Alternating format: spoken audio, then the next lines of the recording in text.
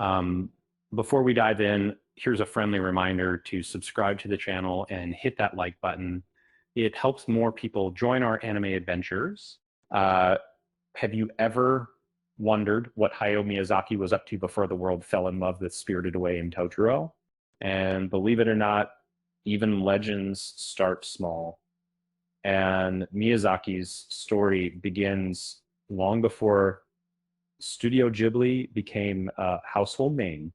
And in those early days, Miyazaki worked at Toei Animation, starting out as a in-betweener, basically the humble bean counter of animation frames.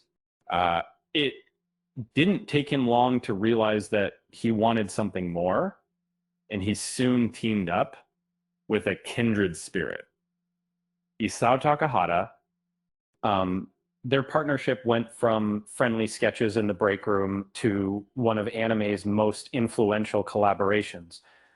But when stuck in a creative rut, Miyazaki volunteered himself out as jack of all trades for a wild new project, The Great Adventure of Horace, Prince of the Sun. Uh, uh, Takahata took the director's chair for the first time, while Miyazaki threw himself into concept art, animation, and design, all in the hope of lighting a spark. Turns out the spark was more like fireworks.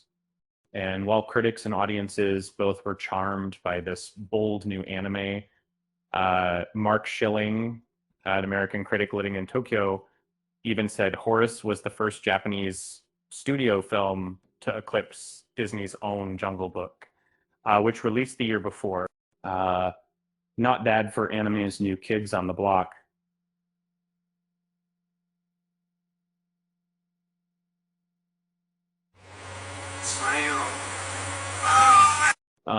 Both Miyazaki and Takahata loved learning from their mentor Yasuo Otsuka,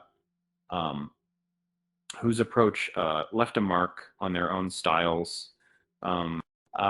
Yet, as groundbreaking as Horace was, full of ambitious visuals and a whole lot of heart, it never really reached mainstream status. Maybe it was ahead of its time, or maybe its classic fate was sealed by low publicity and limited profits. The Prince of the Sun reimagined a classic Japanese legend, but with a Nordic twist, all thanks to a production decision.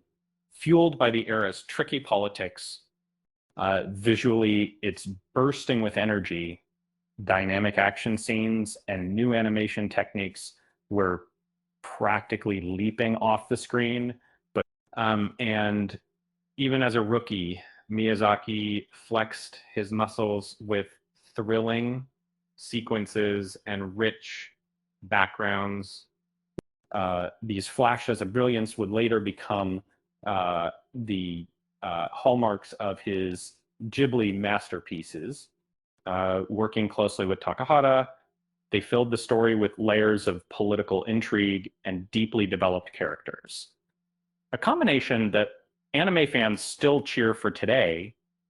The movie may feel a bit rough around the edges compared to Miyazaki's later hits, but watching it feels like flipping through the childhood drawings of a genius. It's not just a footnote, it's the cornerstone of a legacy.